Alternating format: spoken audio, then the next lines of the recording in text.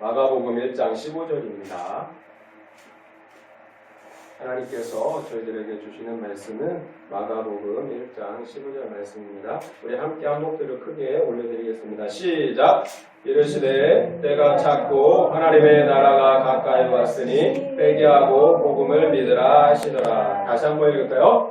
이르시되 때가 찼고 하나님의 나라가 가까이 왔으니 회개하고 복음을 믿으라 하시더라. 아멘. 네, 만나서 반갑습니다. 이렇게 가족들이 참 많이 왔어요. 그리고 우리 송아리 전사님, 정대병 집사님, 안수 집사님 이렇게 함께 예배를 드리게 됐는데 정말 서로 알고 있기 때문에 굉장히 편하긴 한데요. 그냥 친척으로 조카로 이렇게 보지 마시고 하나님의 말씀에 하나님께서 나에게 어떻게 말씀하시는가 이렇게 마음의 문을 열고 이렇게 하나님의 음성을 듣는 시간이 되었으면 좋겠다 하는 생각이 듭니다. 하나님 나라와 회개, 하나님의 나라와 회개는 어떤 관계가 있을까?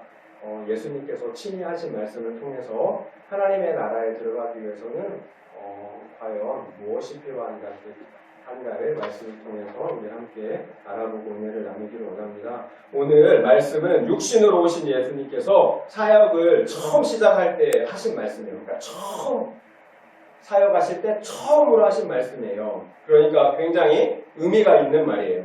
때가 찼다, 다 됐다는 말이죠. 이제 때가 찼다. 하나님의 나라가 올 때가 다 됐다는 말이에요. 그러니 회개하고 복음을 믿으라고 하십니다. 하나님의 나라 그리고 천국 같은 말이에요. 그래서 이 같은 내용이 나오는 마태복음에서는 하나님의 나라 대신에 천국이 가까이 왔다라고 하세요. 결국 이제는 천국에 들어갈 수 있는 때가 되었다라는 거야. 그렇다면 예수님이 오시기 전, 예수님이 2000년 전에 오셨죠. 근데 예수님이 오시기 전에는 천국에 들어갈 수 없었단 말인가? 맞는 말이에요. 이것이 구약의 역사였어요. 최초의 인류, 아담의 범죄 이후에 인류는 하나님의 나라였던 에덴 동산으로부터 추방을 당했어요. 그리고 말씀처럼 죽음이 찾아왔습니다. 그 죽음은 1차적으로 하나님과 단절되는 영적 죽음, 먼저는 영적 죽음으로 찾아왔어요. 우리의 내면에 있는 영적 죽음으로 찾아왔고 그 결과 2차적으로는 육적인 죽음으로 확정이 되었어요. 그리고 성경은 마지막 죽음을 얘기해요. 그 마지막 죽음은 꺼지지 않는 유황불의 그 형벌, 영원한 형벌에 대해서 말하고 있어요. 이처럼 우리가 이 세상에서 고통받고 죽는 것은 우연이 아니에요. 죄의 필연적인 결과인 것입니다. 그래서 성경은 말하길 모든 사람이 죄를 범하였기 때문에 하나님의 영광에 이르지 못한다. 천국에 들어가지 못한다라고 말씀하고 계시는 것입니다. 그래서 예수님께서 이 땅에 오셔서 처음으로 하신 이 말씀, 하나님의 나라가 가까이 왔다. 때가 찼다. 그러니 너희들은 회개하고 복음을 믿어라. 이 말씀은 정말 굉장히 중요한 우리 인류에게 굉장히 중요한 말씀인 것입니다. 곧 예수님은 아담이 실패했던 하나님의 나라, 그 하나님의 나라를 이 땅에 가져오신 거예요. 인류의 가장 큰 문제였던 인류의 죄를 십자가 죽음으로 해결하신 것입니다. 그러므로 죄인인 우리로 하여금 그 하나님의 나라에 들어갈 수 있는 그 길을 열어놓으신 거예요. 오늘 예수님께서 천국에 들어가는 조건으로 회개와 믿음을 요구하십니다. 우리의 행위나 공로나 업적을 요구하지 않으십니다. 왜냐하면 인간의 행위로는 그 어떤 누구도 하나님의 그 의로움과 공의를 만족시킬 수 없기 때문입니다. 곧 우리가 우리 죄를 회개하고 예수 그리스도를 믿을 때 하나님은 우리의 죄를 보지 않으시고 예수 그리스도의 의로움을 우리의 것 되게 해주심으로 천국에 들어가게 해주신다는 것입니다. 따라서 영원한 심판을 받을 수밖에 없는 우리 죄인들에게 죄사함을 받을 수 있는 길이 생겼다는 것, 그래서 천국에 들어갈 수 있는 길이 열렸다는 것, 이것이 복음이에요. 복된 소리, 복음. 그래서 복음인 거예요. 그래서 그 죄사함의 길을 만들어 놓은 것이 예수 그리스도는 복음 그 자체인 것입니다. 그렇다면 나는 천국에 들어갈 자신이 있어. 나는 예수님을 믿으니까 이렇게 말할 수 있습니다. 정말 많은 크리스천들이 그렇게 생각하고 살아갑니다. 그런데 정작 중요한 것은 회개와 그 믿음이 진실하냐라는 거예요. 진짜냐? 진짜냐? 진짜인 줄 알았는데 하나님 앞에 가서 가짜인 것이 확인되면 그것처럼 낭패되는 일은 없을 거예요. 제가 과거에 기차를 탔을 때 있었던 일이에요. 제가 앉아야 할 자리에 다른 사람이 앉아있는 거예요. 다른 사람이. 그래서 이거 내 자리인데 했더니 그 사람이 이렇게 티켓을 내밀어요. 근데 동일한 좌석번호예요. 참 희한한 일이었어요. 그래서 지나가는 차장에게 이게 어떻게 된 일입니까? 라고 물어봤더니 제 티켓을 이렇게 쳐다보더니 이렇게 티켓을 다음 날짜, 오늘 날짜가 아니라 다음 날짜 찍혀있는 걸 이렇게 보여주는 거예요. 제가 그만 그 다음 날짜로 예약을 했던 거예요. 이런 낭패가 어디 있습니까? 그렇게 확신했는데 이렇게 기차 티켓도 확인하지 않으면 아무리 확신에 차 있다고 해도 곤란한 일을 당할 수가 있다는 거예요. 그렇다면 영원한 삶을 결정하는 천국의 티켓을 확인하고 또 확인해야 하지 않을까요? 예수님은 천국에 들어가는 조건으로 반드시 회개해야 한다고 말씀하십니다. 그럼 회개가 무엇인지를 알아야 할 것입니다. 사전적으로 회개는 첫째 잘못을 뉘우치는 것이고 둘째 그 잘못을 뉘우칠 뿐만 아니라 고치는 것, 이것을 회개라고 얘기를 합니다. 첫째 잘못을 뉘우친다는 것은 자신의 죄를 인정하는 것에서 시작돼요. 나의 죄를 인정할 때 뉘우치는 것이 가능하기 때문입니다. 따라서 회개는 솔직하고 진실한 죄의 인정이에요. 죄의 적고 많음의 문제가 아닌 거예요. 하나님께서 보실 때는 있고 없고의 문제인 거예요. 여러분 가장 큰 죄가 뭐라고 생각하세요? 사람들은 다 죄 없다라고 얘기를 해요. 자식의 가장 큰 죄는 부모를 인정하지 않는 거예요. 그렇다면 피조물의 가장 큰 죄는 바로 창조주를 인정하지 않는 것이겠죠. 우리의 이런 죄를 솔직하게 인정하는 것이 바로 회개인 것입니다. 둘째, 회개에 고친다는 것은 죄된 삶에서 하나님을 향하여 돌이킨다는 거예요. 방향을 돌이키는 거예요. 죄된 세상에서 방향을 하나님께로 돌이킨다는 거예요. 그러니까 회개한다고 하면서 동일한 세상에서 동일한 죄를 짓고 반복해서 동일한 죄를 짓고 살아가고 있다면 그것은 진정한 의미의 회개가 아닌 것이에요. 진실한 회개는 행실의 변화가 있는 것입니다. 하지만 이것이 우리 행실의 완전함을 의미하는 건 아니에요. 이 세상에서 어떻게 완전한 사람이 있을 수 있겠어요? 변화됨을 말하는 거예요. 변화됨. 연약하여서 우리는 넘어질 수 있어요. 하지만 과거처럼 완전히 죄에 사로잡혀서 지배당할 수는 없는 거죠. 오히려 죄를 정복하고 이겨나는 그런 삶을 살아가는 것이에요. 이것이 바로 회개의 삶인 거예요. 변화. 결과적으로 참된 회개는 나에 대한 진실한 인정, 그리고 죄된 삶에서의 돌이킴, 곧 삶이 변화됨으로 나타나는 것입니다. 이제 진정한 회개가 되었다면 복음이신 예수 그리스도를 믿을 수밖에 없는 것입니다. 내가 죄인인 것을 인정하고 고백하였다면 나에게는 아무 소망이 없다는 것을 보게 돼요. 나는 소망이 없구나. 나 스스로는 조금도 의로울 수 없고 착할 수 없고 자랑할 수 없고 구원할 수 없구나. 그러니까 나에게는 오직 예수 그리스도만 있구나. 예수 그리스도의 공로만 의지할 수밖에 없구나. 십자가에 예수 그리스도만 믿을 수밖에 없구나. 이렇게 되는 거죠. 이렇게 회개와 믿음의 관계 속에서 회개가 더 우선적인 이유는 회개가 되면 믿음은 저절로 따라오기 때문입니다. 결국 하나님의 나라, 천국은 참된 회개만 된다면 들어갈 수 있는 나라입니다. 그런데 그 회개가 진실하냐, 진실하지 않느냐의 문제는 우리들이 점검해야 될 문제라는 거죠. 부끄럽지만 이제 과거 저의 죄된 삶과 그리고 그 삶에서 돌이켰던 회개의 이야기를 좀 하고자 합니다. 저 개인적인 이야기예요. 아시는 분은 아시겠지만 원래 저는 3형제 중 막내잖아요. 그런데 제가 고등학교 3학년 때 바로 위 형을 사고로 잃었습니다. 형이 나를 괴롭혔기 때문에 가끔 형이 없었으면 좋겠다는 생각을 했었기에 죄책감이 들기도 했습니다. 그 당시 참 슬펐고 우울했습니다. 그래서 자살을 생각하기도 했습니다. 인생에 있어 행복과 불행 어떤 게 큰가 저울로 달아봐서 만약에 불행이 크면 살 이유가 없겠구나. 그래서 자살이라는 것도 한번 생각해 봤던 것 같습니다. 그런데 두려웠습니다. 만에 하나 내가 주일학교 다닐 때 죽음 이후에 영원한 지옥이 있다고 했는데 만약에 영원한 지옥이 펼쳐진다면 생각만 해도 끔찍했어요. 그래서 근처에 있는 교회에 나가게 되었습니다. 그 당시 저는 믿어지지 않던 하나님을 믿고 싶다고 그렇게 간절히 기도했어요. 그런데 신기하게도 기도한 지 얼마 지나지 않아서 하나님께서 그 믿음을 주셨어요. 믿어지는 거예요. 그전에는 막 믿고 싶어도 믿어지지 않았는데 갑자기 어느 순간 믿어지기 시작하는 거예요. 어떻게 설명할 수는 없지만 천지를 만드신 하나님과 나의 죄를 위해 죽어주신 예수님이 믿어지기 시작하였습니다. 그 당시 청년 수련회에 참석하여 함께 기도하는 시간이 있었어요. 저는 방언을 달라고 막 기도했어요. 근데 너무 방언의 은사에 집착하는지 기도가 되지 않고 막 마음이 답답한 거예요. 빨리 기도 시간만 끝났으면 좋겠다. 다른 사람들 기도가 너무 잘하는데 나만 힘든 거예요. 그래서 빨리 끝났으면 좋겠다 이렇게 생각하고 있는데 바로 그때 마음속에서 하나님이 이렇게 말씀하신 주님이 나는 너를 위해서 이미 모든 걸 다 주었는데 너 무엇 때문에 낭망하여 하느냐 하는 이런 부드러운 음성이 제 마음속에서 들렸어요. 그래 맞아. 주님은 십자가에서 나의 죄를 위해 죽으시고 모든 피를 쏟으셨지.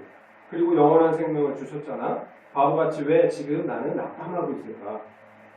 하나님은 작은 것에 집착해서 이미 가지고 있는 무한한 구원의 기쁨과 영생의 기쁨을 누리지 못하고 있는 나를 이렇게 볼 수 있게 해주셨어요. 성경의 말씀처럼 그 진리가 저를 자유롭게 해주셨어요. 그 속박으로부터. 그 순간 그분의 하나님의 사랑이 나를 휘감았고 흐르는 눈물은 그칠 줄을 몰랐습니다.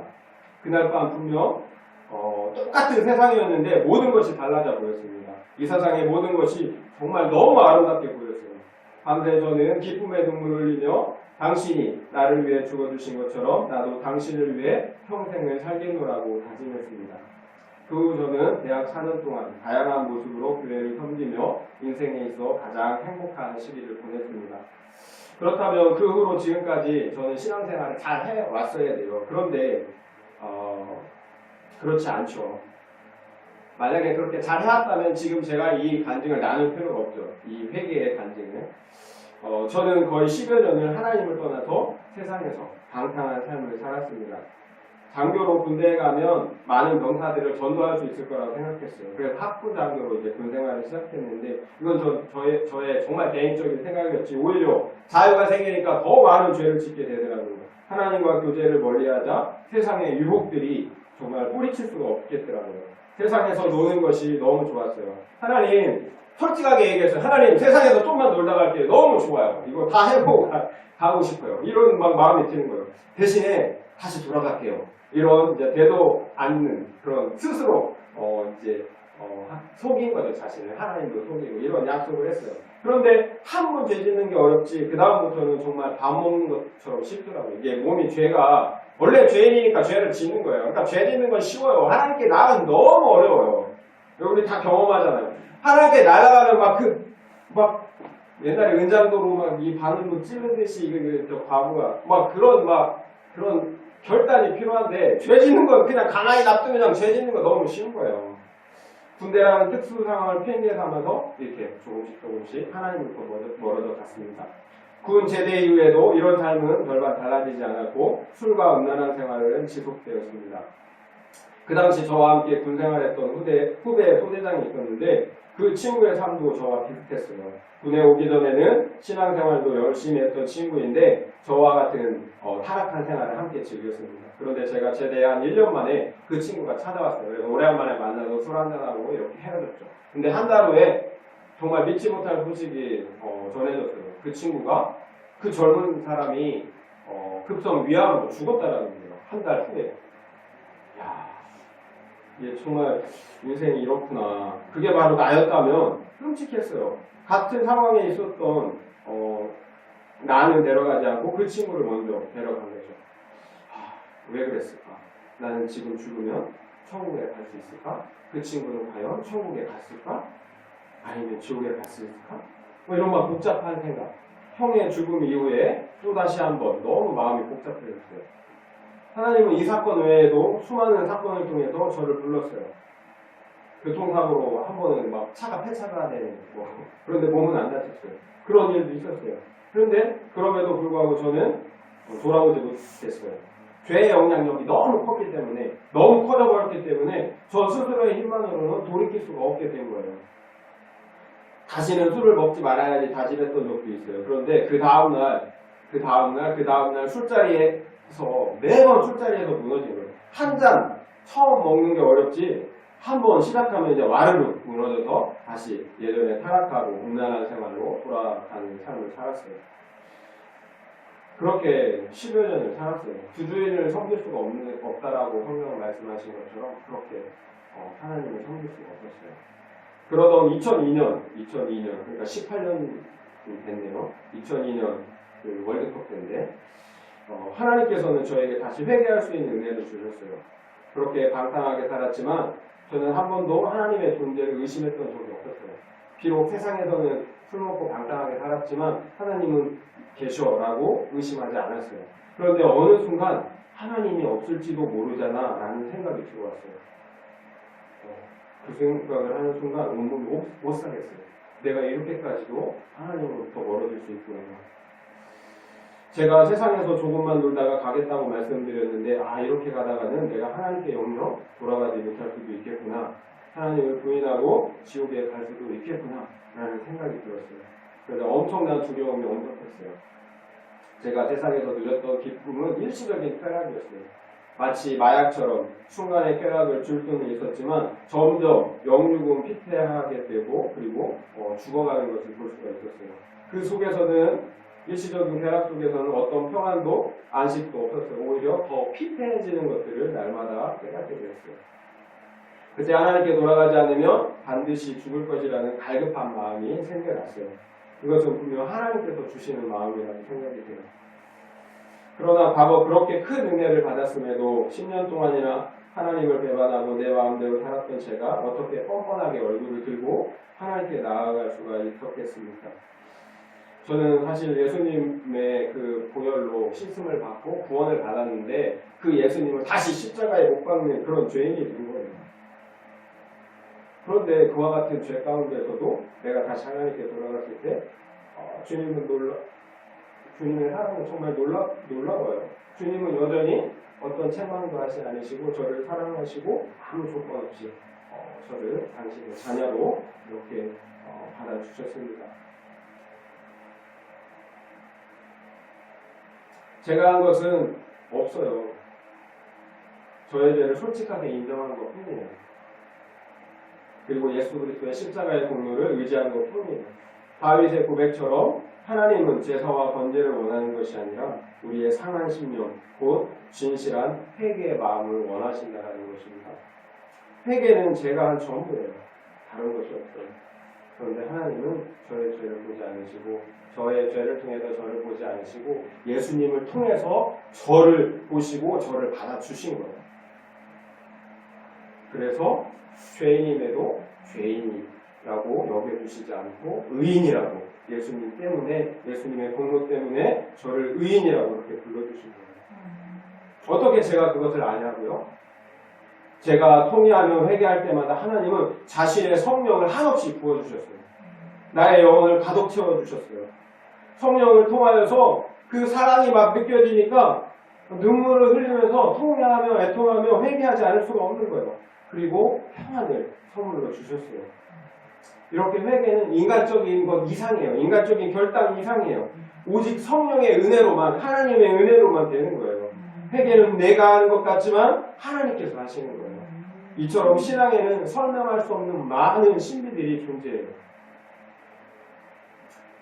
제가 회개할 때 하나님은 저의 모든 죄의 사슬을 끊을 수 있도록 도와주셨어요. 진정한 회개는 죄된 삶을 끊어내고 돌이키게 하는 능력이 있어요. 제가 좋아하는 그 술과 세상의 모든 타락한 삶을 끊을 수 있었던 것. 사람들은 어떻게 생각할지 몰라요. 뭐 그까지 술 끊은 것 같고 뭐 이렇게 대소라고. 근데 그 당시 저로서는 기적과 같았어요. 저는 수없이 인간적으로 결단했었거든요. 근데 그때마다 실패했어요. 그래서 뭐 정말 울면서 기도했어요. 또 실패할까봐. 내 힘으로는 안 된다고. 하나님 도와달라고. 근데 하나님께서 그런 기도를 들어주셨어요. 정말 술자리에서 술을 마시지 않을 수 있도록 하나님 도와주셨어요. 저에게는 기적이에요. 여러분들 어떻게 생각할지 모르시겠지만 그 당시 사랑의 하나님은 저의 모든 죄를 용서하시고 다시 받아주셨지만 죄의 값은 사망이라는 이 진리도 깨닫게 해주셨어요. 죄를 용서해 주세요. 그런데 죄의 값은 사망이라는 이 진리도 하나님은 깨닫게 해주셨다는 거예요. 그 중에서도 특별히 기억나는 두 개의 사건이 있습니다. 한 번은 시커먼 형체가 제 침대 끝에서부터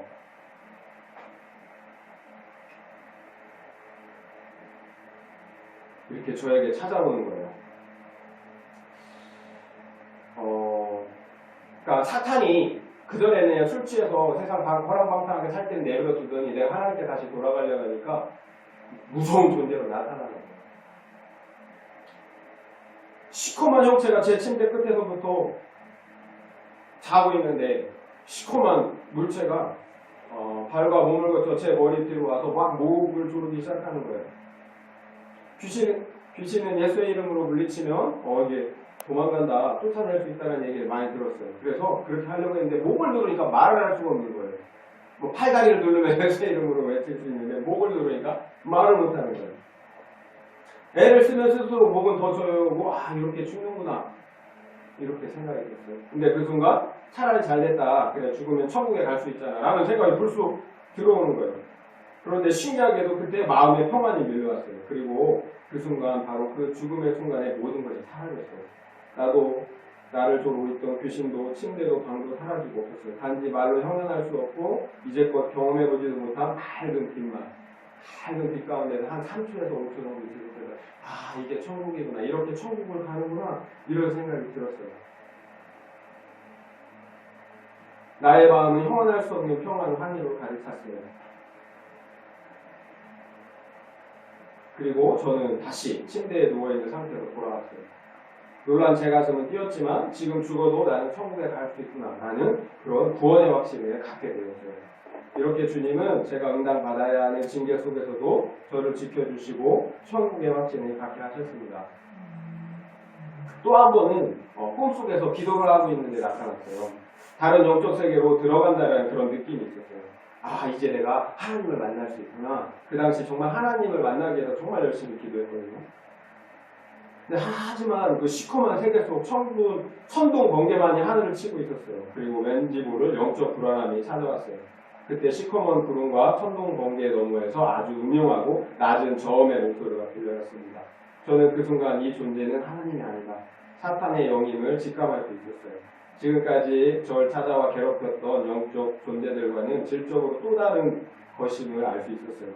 그 순간 한 줄기의 번개가 성광을 바라면서 내 속으로 빨려 들어갔어요. 말할 수 없는 고통으로 당장이라도 죽을 것만 같은 그런 고통이 밀려오는 거예요. 어두운 밤하늘에 폭죽 보잖아요. 퍽 터지는 거. 그게 한꺼번에 제 머리에서 터진 것 같은 그런 요란함과 충격이 그대로 저러지는 거예요. 말할 수 없는 고통, 도저히 감당할 수 없는 존재다. 이곳에서 나오지 않으면 정말 당장 죽겠구나라는 생각이 들었어요. 저는 있는 힘을 다해서 그 세계에서 빠져나왔고 그와 동시에 잠에서 깼어요. 그런데 나의 왼쪽 뇌는 실제로 번개를 맞은 것처럼 마치 큰 해머로 맞은 것처럼 욱신욱신 쑤시고 날카로운 고통이 있는 거예요. 실제 고통이. 너무 정신이 없어서 혼이 다 나간 것처럼 새벽 2시에. 꿈이 아니었어요. 그 통증은 일주일 넘게 지속됐거든요. 점점 사라지긴 했지만 일주일이 넘게 지속됐어요. 너무 두려웠어요. 하지만 저는 그 존재에게 외칠 수 있었어요. 그래, 올 테면 와봐라. 난 너 악이 있기 때문에 반대로 선인 하나님이 있다라는 것을 난 더 믿을 수 있다. 이렇게 영적 존재에게 외칠 수가 있었어요. 두려웠지만. 이 사건은 영적 존재들의 공격 중에서 가장 정점이었던 것 같아요. 그 후로 사악한 영들이 저를 공격하는 강도 그리고 그 횟수는 점점 줄어들었어요. 그리고 저는 2003년 1월 1일 송구 영신 예배에서 나움 1장 15절의 말씀을 이렇게 받았어요. 그 말씀은 이런 내용이에요. 볼지어다 아름다운 소식을 보하고 전파하고 복음을 전파하고 화평을 전하는 자의 발이 산 위에 있도다. 유다야 내 절기를 지키고 내 서원을 갚을지어다. 악인이 진멸되었으니 그가 다시는 내 가운데로 통행하지 아니하리라. 이 말씀을 받았어요. 이 말씀을 받는 순간 승리했구나. 감사의 기도를 드릴 수가 있었어요. 복음을 전하는 유다의 발이 너무 아름답다는 거예요. 너 서원을 갚으래요. 제가 처음 주님의 음성을 들었을 때 내가 당신을 위해서 살겠습니다 라고 고백했던 서원을 지키라는 거죠. 악인이 진멸되었으니까 내 가운데로, 옛날에 네가 죄 가운데 살았으니까 네가 죄의 문을 열어놔서 사탄이 너한테 들어와서 너의 통로로 통행하고 너에게 영향력을 끼쳤는데 이제는 악인이 진멸됐으니까 내 가운데로 다시는 통행하지 못할 것이다 라는 말씀을 주신 거예요. 물론 그러니까 이 말씀을 뽑은 후로는 물리적으로 사탄과 귀신들에게 그런 괴로움을 당한 기억이 없어요. 물론 지금도 사탄은 형태를 달리해서 저를 괴롭혀요. 교만과 시기, 미움과 정욕된 마음을 죽이고 하나님께 가까이 가지 못하도록 많은 죄를 짓도록 유혹해요. 하지만 전과 같이 그런 물리적인 그리고 직접적인 방법으로 괴롭히지를 못해요. 하나님은 이 사건을 통해서 사탄과 귀신이 무서운 것이 아니라 죄가 무서운 것임을 가르쳐 주셨어요. 사탄이 무서운 게 아니에요. 귀신이 무서운 게 아니에요. 그들의 권세는 죄에 있는 거예요. 머리로만 알고 있던 죄값은 사망이라는 것, 죄가 얼마나 실제적인 것인지, 그리고 하나님이 공의의 하나님이라는 것들을 실제적인 의미로 저는 깨달을 수가 있었던 거죠. 그런데 저의 죄는 이것으로 끝이 아니에요. 다시 하나님께로 돌아왔지만 저는 또 죄를 지었습니다. 이게 얼마나 지독한 이게 죄의 뿌리가 무서운지 몰라요. 그리고 우리가 얼마나 형편없는 존재인지 몰라요. 저는 혼전순결을 지키지 못한 죄인이에요. 그리고 몇 년 전에 인터넷으로 음란한 야동을 4번에서 5번 정도 보았습니다. 물론 이외에도 저는 수많은 죄를 지었겠지만 눈에 띄는 죄들은 이런 죄들입니다. 사역자로서 어떻게 그럴 수가 있어? 그렇게 생각하실 수 있습니다. 솔직히 이런 비난과 판단받는 것이 두렵습니다. 하지만 저는 솔직해지고 싶습니다. 저는 죄인이지만 진실한 사역자가 되길 원하기 때문입니다. 또 어떤 분들은 그것은 그리 큰 죄가 아니라고 할지도 모르겠습니다. 아닙니다. 죄입니다. 하나님의 말씀이 음란은 심판받을 죄라고 하십니다. 하나님이 그렇다라고 하면 그런 줄 알아야 됩니다. 누구든 이런 죄를 짓고 있다면 회개하고 돌이켜야 합니다. 이런 죄들을 고백하는 것이 부담되고 두렵지만 무엇보다 공동체에 유익하다는 확신이 있어 이렇게 말씀을 드리는 것입니다. 그 이유는 2가지입니다. 첫째는 죄를 오픈할 때, 죄를 드러날 때 죄가 힘을 잃기 때문입니다. 죄를 오픈하는 이유예요. 죄를 고백하지 않으면 사탄은 그 죄를 붙잡고 끊임없이 공격을 해요. 그래서 그 죄 앞에서 계속 넘어지게 해요. 그 죄를 썩게 해서 결국은 죽게 한다는 거예요. 우리는 죄를 이길 수 있는 힘이 없어요. 죄를 오픈할 때, 죄를 인정할 때 죄로부터 자유할 수 있고 그 죄를 끊어낼 수 있는 힘이 생기기 때문에 그렇습니다.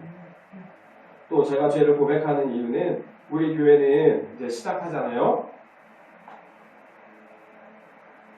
우리 교회는, 우리 공동체는 누구든지 어떤 죄든지 자기 죄를 고백할 수 있는 그런 건강한 공동체가 되길 원해요. 그리고 그 죄를 고백할 때 정죄하는 것이 아니라 정말 하나님의 그 사랑으로 긍휼로 품어줄 수 있고 받아줄 수 있는, 그리고 나도 죄인이고 너도 죄인이고 이렇게 서로 품어줄 수 있고 하나님의 사랑으로 용서해줄 수 있는 그런 정말 우리의 속에 내면의 것들을 같이 드러내면서 정말 하나님의 나라를 바라보면서 그렇게 정결함으로 거룩함으로 그렇게 함께 나아가는 그런 공동체가 되기를 원하기 때문에 그렇습니다.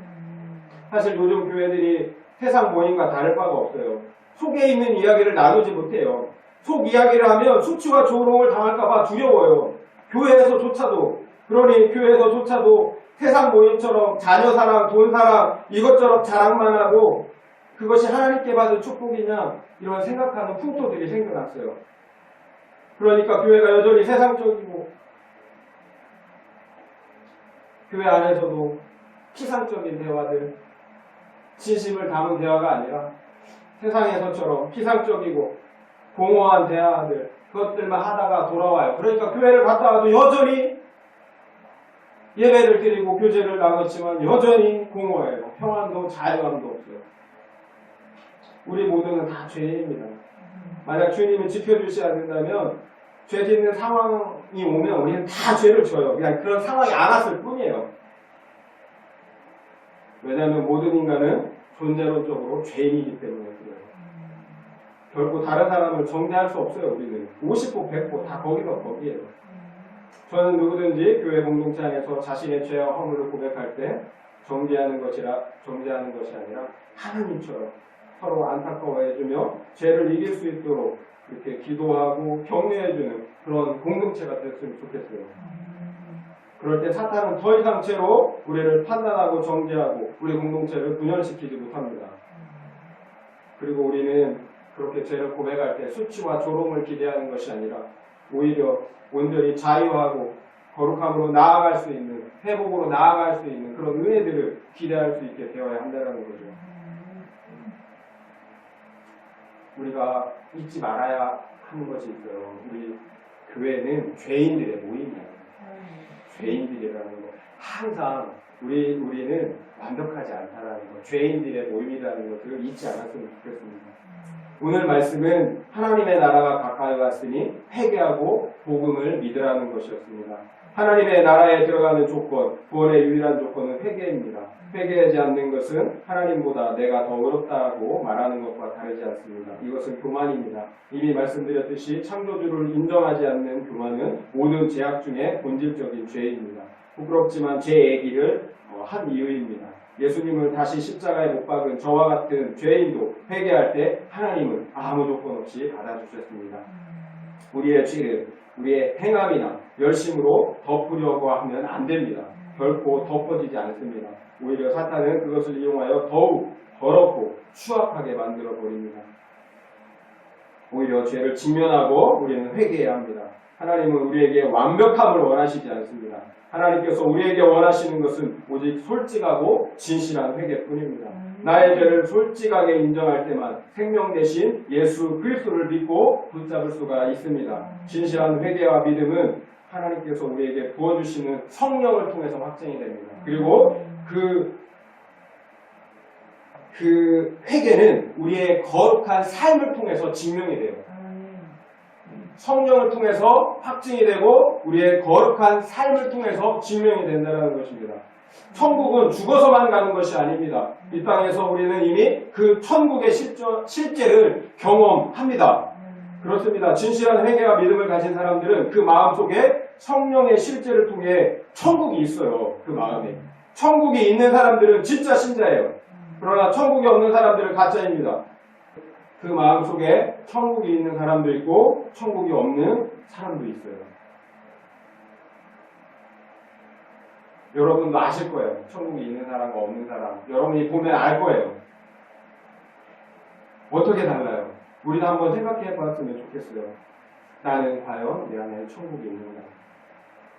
진짜들은 성령이 통치하시는 천국이 있기 때문에 그 마음에 감출 수 없는 평안과 기쁨과 감사가 있어요. 또한 하나님의 말씀을 따라 정직하고 거룩한 삶을 살아가려고 합니다. 그렇지만 가짜는 어때요? 감사하기보다 주어진 것에 감사하기보다 더 많은 욕심과 탐욕을 가독제해요. 차 있어요. 그러니까 더 힘들죠. 가져도 힘든 거예요. 욕심과 탐욕이 있으니까. 우리의 욕심과 탐욕은 만족시킬 수가 없어요. 계속 다오다오하는 우리의 탐심을 어떻게 만족시키겠어요? 세상 사람들이 추구하는 것을 동일하게 추구하며 세상 사람들과 별반 다를 바 없이 살아가요. 그 사람들이 가짜인 거죠. 우리의 삶의 모습은 어떤가? 진짜인가 아니면 가짜인가? 우리가 일주일간 한번 생각해보면 좋겠다는 생각이 듭니다. 요약을 하면 그래요. 오늘 말씀을 요약하면 마지막으로 오늘 말씀을 요약하면 그렇습니다. 예수님께서 하나님의 나라를 갖고 오셨어요. 그전에는 하나님의 나라에 들어갈 수 없었어요. 하나님의 나라, 천국을 들어갈 수 있도록 예수님이 갖고 오셨어요.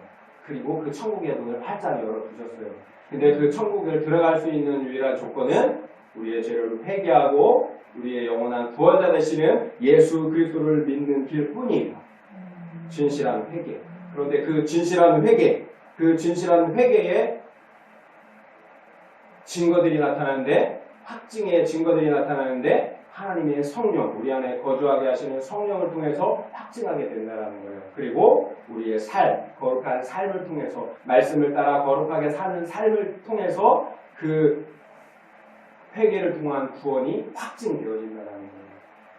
여러분, 우리 모두는 진실한 회개를 통해서 천국을 소유하고 또한 그 영원한 천국에 넉넉히 들어가는 은혜가 있기를 축원합니다. 아멘. 하나님 아버지 감사합니다. 때가 찼고 하나님의 나라가 가까이 왔으니 회개하고 복음을 믿으라고 말씀하십니다. 하나님, 우리의 죄로 인하여 영원히 지옥 형벌 받을 수밖에 없던 저희를 위해서 십자가에 물과 피를 흘려 나의 죄, 우리의 죄를 위해 죽어주신 예수 그리스도 나의 하나님 감사합니다. 하나님, 나의 죄가 강물처럼 흘러넘칩니다. 하나님, 창조주 하나님을 인정하지 않고 내 마음대로 세상에서 한락과 방탕과 내가 왕이 되어 살았던 나의 모습들을 돌아보며 진실로 회개하며 나아가기 원합니다. 십자가의 보혈로 우리의 모든 죄를 씻어 주시옵소서. 우리를 정케하여 주시옵소서. 성령 임하여 주셔서 우리의 모든 죄악들을 태워주시고 아버지 회개의 자유함과 평안을 허락하여 주시옵소서. 이제는 우리가 돌이켜 아버지 세상으로 흘러나가는 것이 아니라 정말 말씀과 기도 안에서 하나님께 돌이켜 향하여 거룩으로 나아가 생명을 얻고 이 땅에서 천국을 얻고 죽어서도 천국에 넉넉히 들어갈 수 있는 은혜를 허락하여 주시옵소서. 감사드렸고 우리를 구원하여 주신 예수님의 이름으로 기도합니다. 아멘.